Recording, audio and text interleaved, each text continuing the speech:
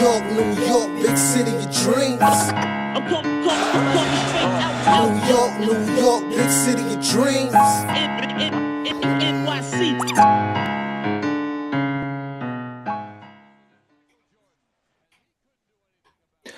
What's going on? This is Jay Ellis from the Nick of Time show, here giving you that Knicks talk just in the nick of time. And guess what? We swept the Nets in our home series. The Knicks beat the lowly Nets 114-104. And our guys today, the starting five, got buckets. And they better have gotten buckets because two of those starting five didn't even sit. All right. OG Anunoby gives you 24 points, 8 rebounds, and a block.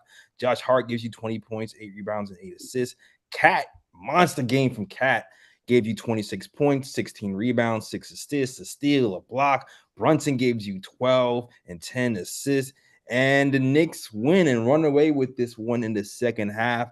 And they pass the rock, too, with 33 assists, something that's becoming more and more normal, which is an amazing feat for a Tom Thibodeau team who has a reputation of not being a team that gets assists, but with more players and more reps, it seems like the Knicks are trending in that direction. And also, no fourth quarter collapse today. Knicks take care of business. Let's go. Put the dead dog to bed. Knicks beat the Nets. Little brother is still little brother.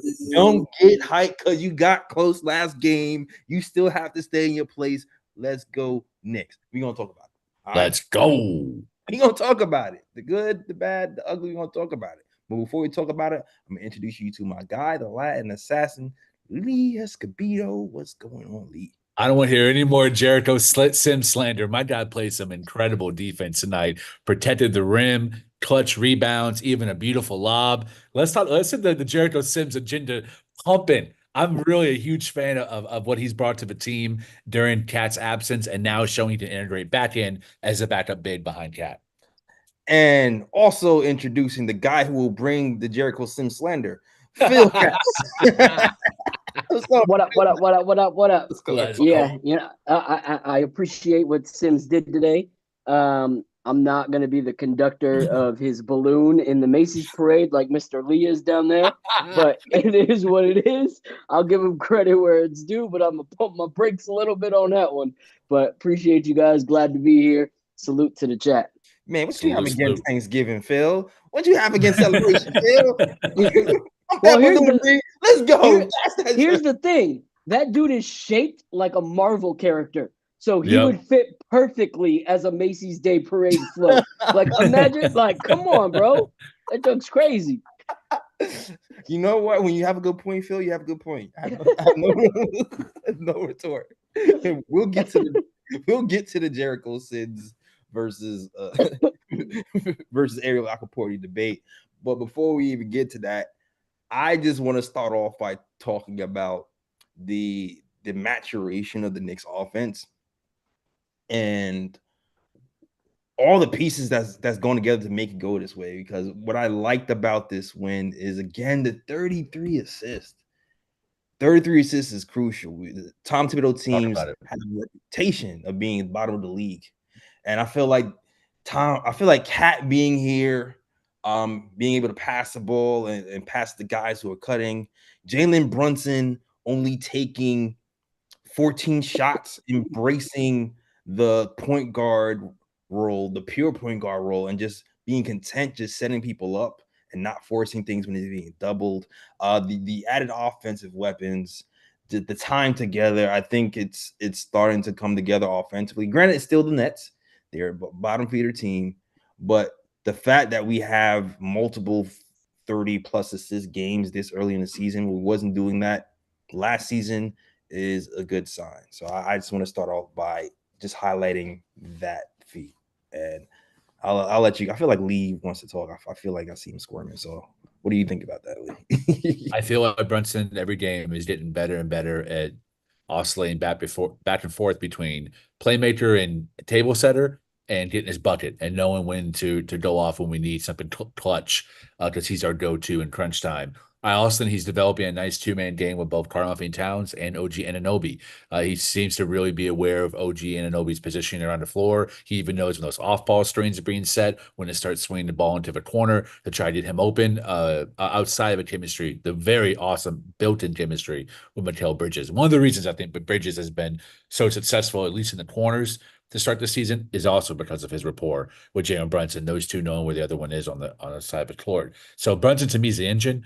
Those assist numbers, also our offensive awareness, us being top 5 in offense in all the NBA, all of that to me, Jalen Brunson is the number one reason for that because of him orchestrating and really trying to get other guys involved this season after basically carrying the team for a 25-game stretch to the end of last season. So, man, I'm really happy that Brunson's doing less isolation, less bailout, less high usage, and more of now just really letting his teammates help him with that scoring offensive load.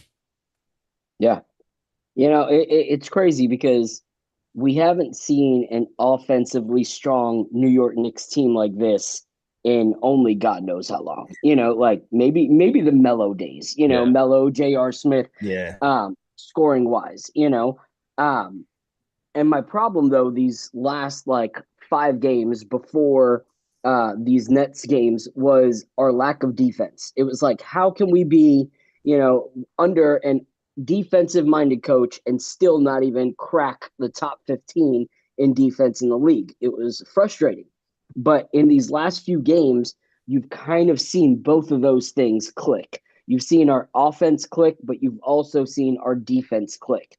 And, to Lee's point, and also yours, Jay, we're getting 33 assists this early in the season. I was celebrating that at the end of last season, whenever that would happen. But I was always saying last season, if we're 16 to 22 assists, we're going to lose. And how many games did we lose? So many that were 16 to 22 assists last year because there was just stagnant ball movement. And so what I love about this, and no shade to Randall, but when we were a Randall-focused offensive team, if Randall did not get his bucket, if Randall was not the star scorer, he brought nothing to the table. Everything kind of halted. There was nothing else happening around Randall. What I love about this is Jalen Brunson can have a horrible, like absolutely horrible numbers when it comes to scoring. Only shot 21% tonight. But he didn't continue to just chuck up and look for his shot over and over and over again. Like he came down with 10 assists. So he's finding other ways to contribute. And even when he's not the assist person, he's probably the person that got the ball to that person that then ditched it to the next person and got that assist. So for me, seeing Jalen Brunson find other ways to contribute is huge.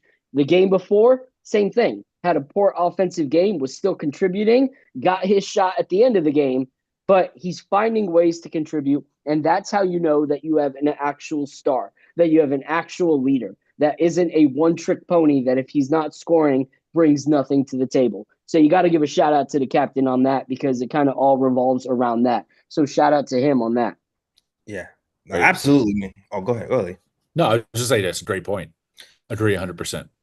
Yeah, like his scoring is going to go down this season. He's not going to. I don't think he's ever going to be a top 5 scoring player in the NBA again.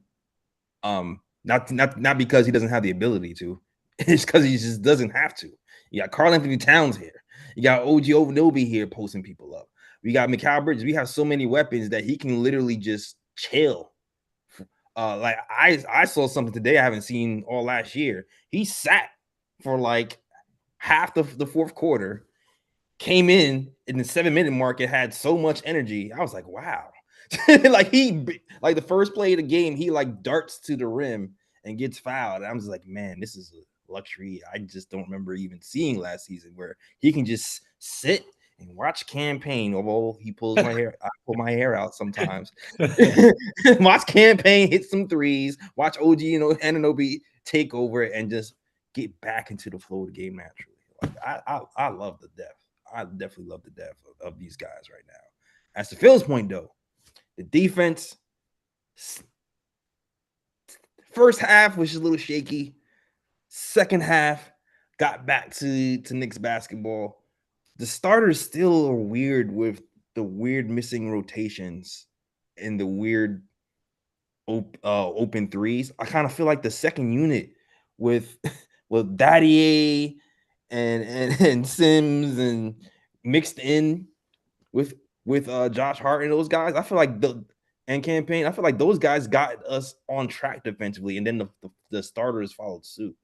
But the more we lean into that, the better we'll be because we already have a top 2 offense. So Yeah, I think there's something to be said too about the secondary playmaking that Josh Hart gives us. Like, really, Brunson doesn't have to do anything overwhelmingly at an overwhelming rate. He's got additional playmaking when you look at what Bridges and OG brings, even Karl-Anthony Towns tonight. I believe he had 6 assists.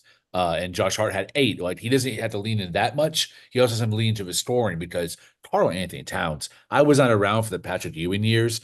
Man, my God, this dude is he is such a pure scorer and can score in a variety of ways. Where last year I was like, all right, Randall post up. So I'm taking about 8 to 9 seconds. He's probably going to hit depending on which elbow he's at. But then you had somebody like Mitchell Robinson, that's a very low percentage lob threat. Sims, low percentage lob threat. Cat, if he's inside the restricted area, it doesn't matter if he's facing fronting up or he's back to the basket. I have pure confidence that that's going to go down 99.9% of the time. He's got really beautiful touch, a lot like a former captain, Patrick Ewing. So maybe y'all can draw some better parallels than I can, since I didn't watch Ewing with my own 2 eyes. But Karl-Anthony Towns is such a flawless option on offense that sometimes allows Brunson to just chill and be in third gear, because I've watched different kinds of matchups. I've seen zone throw at him. I've seen man on man. I've seen switching. Nothing can stop him, both on the perimeter and in the paint. I mean, I didn't even mention the mid range, which we haven't fully unlocked yet. But if he's in between the 3-point line and the goal, man, no one can stop him. Yeah.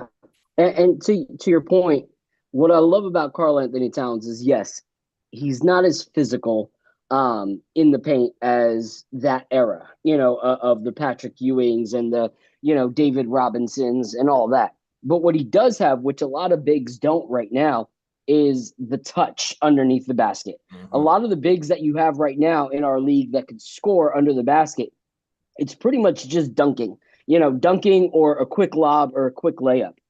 He's got where he can kind of hook shot it, can fall away from the rim a little bit. So he's got that touch that you would see in the Patrick Ewings and the Hakeem Olajuwons of the time, And so that's what I love about Karl's game when he, goes into the paint. And that's why I want to see a little bit more of that, because Sherwin had a good point, like Brunson's getting double teamed like crazy this season, and so if Karl-Anthony Towns starts demanding a little bit more of the double teams throughout the season, it's going to free up more shots for Jalen Brunson, because if he continues to hit those little floaters and those little like fadeaway shots, they're going to have no choice but to bring another guy to him. And so that's going to allow Jalen Brunson to have a little more, flexibility on catch and shoots and not always having to actually curate a shot.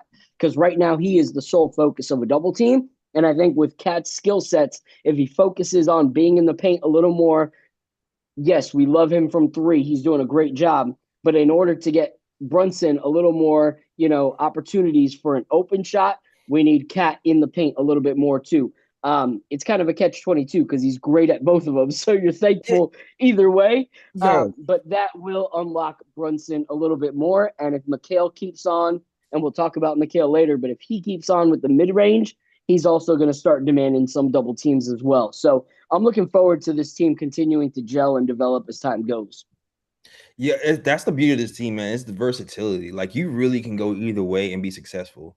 Like, yes, Jalen Brunson got double all the time today, but it wasn't a bad thing because he got double and he got 10 assists and he got hockey assists. So it's like, it's pick your poison. Like, I feel like we're just so versatile, depending on matchups, depending on who we're playing, depending on just how far deep we want to go into the offensive bag, we can go anywhere, really. And to lead into the OG Anunoby play, like one of we've talked about the 2-man game between Jalen Brunson and Karl-Anthony Towns and how much that's going to benefit Jalen Brunson. But it feels like OG Anunoby might be like the winner of the guy who's benefiting from Karl-Anthony Towns being here. Agree. because the amount of open post ups my man's is getting is ridiculous. I've seen that seal, drop step, dunk move a million times, and then the vision that Carl's had, where he's just zipping passes right to OG, right by the basket, has benefited him as well. Shoot, even this is looking like OG's having like probably his best season of his career right now. It's looking scary how 3-point shot is going down, posting up is going down, the mid range is going down. He's locking. I felt like it was a renewed energy on defense today. Maybe he was just pissed at how the last game went, but OG is freaking amazing. And we talked about how he's been the most stable player for the New York Knicks. Up there as one of the most important players. I really liked what OG did. And I was such a huge IQ fan. I was sad to see him go, but I am happy that OG is here and having a great season. To respond to the chat, yes, this is my real hair. No, I am not wearing a toupee. This is actually my mullet right here. I'm going with the Latino trailer trash because I am half redneck and half Mexican American. Yes, to speak to OG Anunoby, to me, he's been the MVP so far of the season. I don't think anyone's played better than him overall. And his impact on winning, I don't think I've ever seen a better player on the New York Knicks, orange and blue, that impacts winning at a higher level than he does on both sides of the floor. He is so damn efficient in the corners. He's also so efficient in that pull-up mid-range too. And now we have a confidence of him attacking the basket, which he deferred a lot when he first came last year, trying to figure out where he stood in the pecking order. I think the biggest advantage of Randall being gone is there's less high-level possessions or long where people are dribbling the air out of the ball. Even Brunson has turned that down this season and is letting go of it quicker. So it's starting to move and rotate. So that's been really advantageous to OG, who, as JLS said, has more room on the court to operate with Karl-Anthony Towns' pick and pop and three-point ability, which is awesome because at the 4, as I mentioned last pod, he has that first step on just about any power forward that's starting him, with a few exceptions across the league. But most of all, to me, it's a confidence. The willingness to attack closeouts, the willingness to drive, the willingness to be a constant backdoor cut threat and a lob threat in that position, which a lot of the NBA is utilizing that play right now. And the Knicks finally have it in their arsenal with OG and Bridges, and really Josh Hart too, to a certain extent. That's a huge luxury for us to have to unlock the offense fully. And I think he's going to be key when Mitch and Precious get back to provide second unit scoring running with the bench. Yeah. And you know what's crazy is, like, I've been saying it all season since game 1, seeing OG come out. OG is the truth. Like, if OG stays healthy, this changes a season. Yep. Yeah. Like, this changes a New York Knicks season. And I don't think people, even in our fan base, realize how good we have it when technically OG Anunoby is your third best player. Like, that is crazy because the stats and production that he's putting up this year on the offensive and defensive side are something that could be a 1 or 2 on any other team. Yeah. Like, because he is playing so well. And what I love about OG is I feel like he finally feels like this is his team and this is home. Like, you can tell in the way he's even doing his post-game interviews. There's a lightness off of shoulders. You know, this past game, he's in the post-game joking around with Karl-Anthony Towns. How much was everything just like quick cut, in and out all last season? You know, it was like 3-4 words, very like composed, no emotion, whatever. OG feels like he can be himself in New York City right now.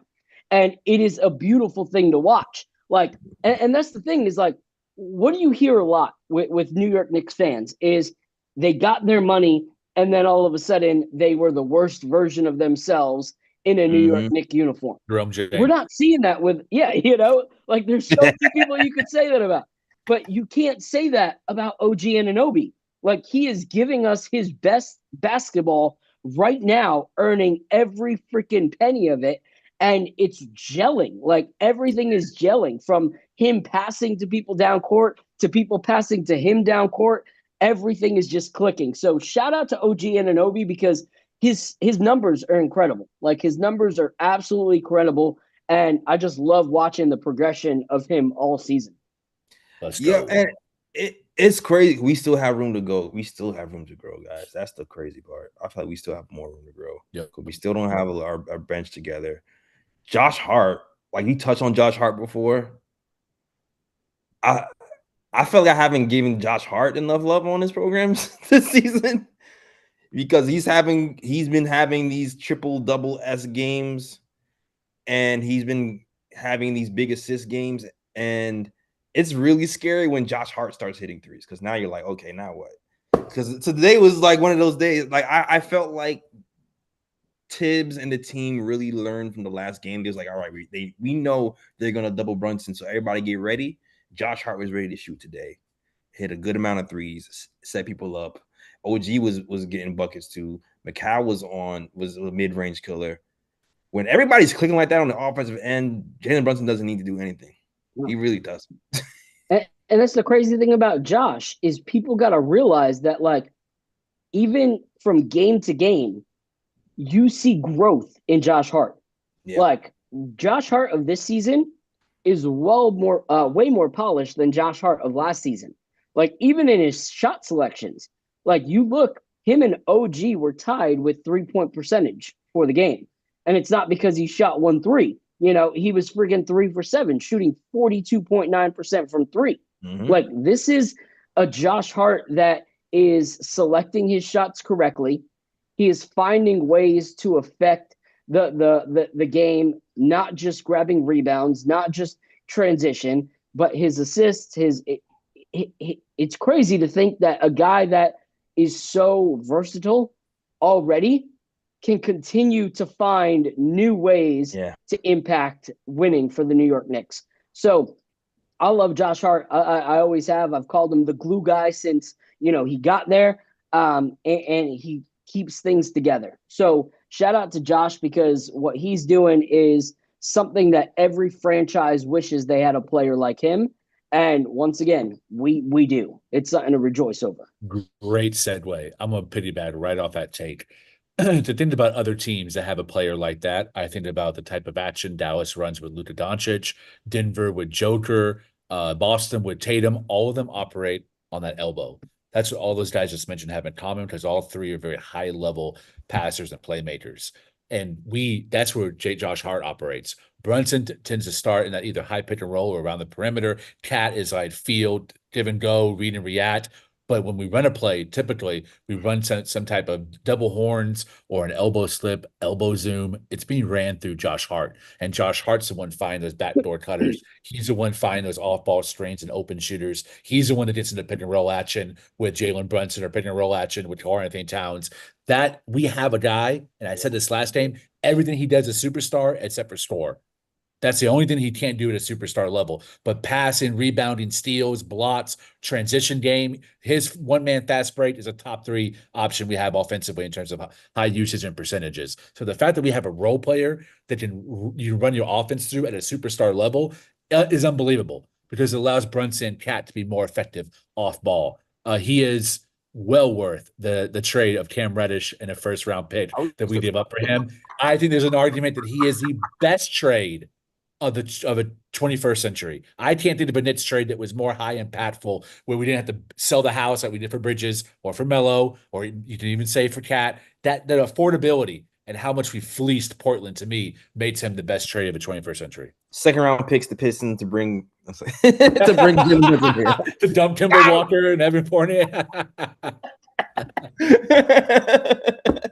Although Knicks players like Knicks fans are impressed because we wanted Jalen Duren. But I don't think no one cares about that anymore. Hell, I don't think that was Sims. That was Sims.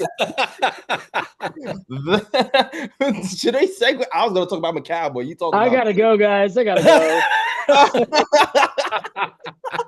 go. Sims, baby, need that Sims graphic. Oh yeah. I was surprised as much as you were surprised. Maybe I shouldn't have been surprised. Ariel Hocaporty played amazing, had more blocks, was dunking all over people, was aggressive. I think a lot of people thought that he would get the nod to be the backup big after Cat, including me, just because the way the minutes went. Tom Thibodeau said, not so fast. Sims played those backup minutes. like I said before, Ariel Hocaporty pops off the page, and I think people are attached to that, and for good reason. I'm excited about him too. Sims, he's done well for himself. He's solid defensively everywhere. Yes. And to me, that's why it seems like Thibs is just going with Sims because he's solid defensively anywhere. Even though Ariel has more pop, more what's the word? He has more promise offensively for sure. Way more promise offensively than Sims. Can probably get to the level of defense that Sims is because Sims still is a better perimeter defender. But I think Thibs might be leaning more towards I'm sure he knows how to play defense on the perimeter and in the interior, and maybe that's why it's happening this way. I'd like to get you guys' takes on the Sims versus Ariel thing. Another great segue. Phil, I hope you don't mind. I'm gonna go on a tangent. All right. Go for it. This is Enjoy why that tangent. This is why I think Sims is the player that we should be playing right now in spot. Because I'm assuming that Bill Precious and Mitchell Robinson are back. So who's that spot opportunity at center? I think it should be Sims over Hukporti for 2 reasons. Jay, I agree with everything you said. In a year, it's not even going to be close. Right now, it's a little close. In a year, Hukporti will blow Sims out the water. Yeah. So I absolutely agree. The promise is there. And offensively, he could even be something like pick and roll action too. We could end up using him the same way Dallas uses Lively and Gafford as a lob threat, backdoor cutter. Like he guards a perimeter. He's shown flashes there as well, even though it still puts Sims ahead of him in terms of guard 3-point shooters, which is my first point. We're starting to switch at a higher degree. It's not as much as I would like, but we're doing it more often this season than we did last. And I think you need someone who is able to guard these stretch fives and these stretch fours, and Sims provide that opportunity. I think that's why Thibs has continued and stayed with Sims over Hukporti, because you don't want Hukporti. There's a couple of times where he failed to close out on shooters when I watched the highlight package of him last game. And I think Thibs saw that film and he's like, they're not going to run the offense through Cam Thomas. It didn't work. They don't try to other guys involved, which they did. They tried to guys more open shots in the corner like DFS and Cam Johnson. So that was a tactic in preparation, was let's run what works opposed to the high risk and Hukporti in terms of guarding the perimeter. Second, I think Sims has one of the highest motors on the team. And it goes very underlooked because he doesn't sweat and he shows no emotion. And you can never tell if he's tired or if he's a robot. But I watch him and I watch how much Tom Thibodeau has him in hedging action, where it's almost every single time he's guarding a man, he is also splitting time doing a soft hedge on whoever his teammate is next to him when he's on the perimeter or in the mid-range. That's a lot of effort. As someone who hasn't dragged a lot of weight around and a lot of size, and also I'm wearing Jinkos sometimes too. So it takes a lot for me to move my body and quickly. Is like 3 pounds. And I noticed Sims does that a lot. And I think it's one of the reasons why Thibs really likes him. And he's always able to go the extra mile in making sure not just his man is closed out, but whoever he's helping to guard on this double team as well. Hukporti got worn out in the last 5 minutes of the last game because he was also in that same action having a hedge on every screen. That wore him out. And I think that's another reason why Thibs stayed with Sims, because Sims has shown the motor and the endurance to be able to go through that defensive request and actually play solid rim protection throughout the entire game. Spiel over. Before Phil say anything, I'm going to just add in 2 cents. Ariel has not played 30 minutes in the NBA until yesterday, so I'm giving a little bit of grace on why he might flame out I'm not on his hedges. But I'm not endorsing. I'm just saying that could be a reason. Go ahead, Phil. So for those in the chat who don't really know my takes, and if you are on the Sims train, I don't want you to crucify me. Because I was actually the guy who in the beginning of the season was like, yo, maybe there's a reason, you got to give Sims time, this, that, whatever. Because I like Sims, I think, I like his personality more than anything. Like, I feel like he is loyal to the team. I feel like he is the kind of player that you kind of want to get behind. And so I don't dislike him in any way, shape, or form. That's one thing to get out of there before. However, I don't think he has grown as much as Thibodeau is trying to make it seem like he has grown. in the amount of time that he's been in a Knick uniform. I think he's playing okay, but defensively, first quarter, 3 minutes, 2 fouls. Like those are things that we've been like, come on, Sims, like, can't you just jump straight up? Like what's going on? Like, why do you always got to do this little like hip hop hooray kind of motion when you go up for a block? Like this isn't a freaking Nas concert. Calm the hell down. But he always does that movement, which I'm just like, all right, come on, like this is something that we've been saying for a long time. But for me personally, when I look at the two play, I feel like there's more upside to Hukporti, in my opinion. I feel like on the pick and roll, I think he's better than Sims is. I think he's able, like Sims, once he sets the pick, since we're not really a lob heavy team, it's kind of like no one's really going after like Sims in any way, shape, or form. It's not like a demand to go back and cover Sims. I feel like Hukporti was a little more impactful when it comes to the pick and roll in that game that he played. Defensively, I felt like, he brought a little bit more, in my opinion, like with his blocks and just his presence. I felt like it was a little more timid for players to drive than it is on Sims. And so I honestly haven't even really looked at the stats. 4 rebounds for Sims today, 1 assist, 1 block, 2 points.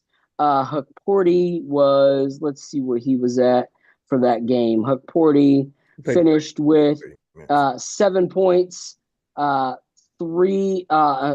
blocks, 3 assists, 4 rebounds. Like statistically, Hukporti played a better game than Sims did, against the same exact team.